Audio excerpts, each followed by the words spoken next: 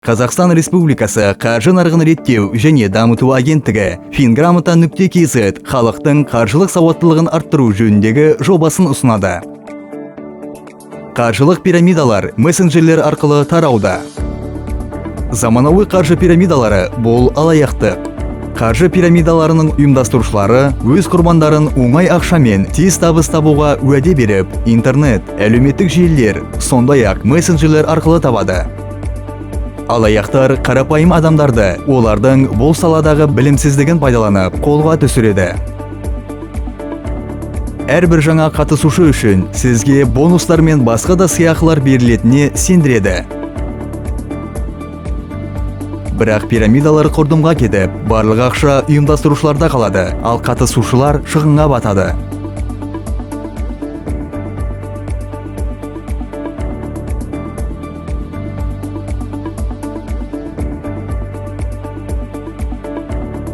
Сақ болыңыз, күмәнді ұйымдарға ақшаңызды сеніп тапсырмаңыз. Қазақстанда қаржы пирамидаларына тыйым салынған.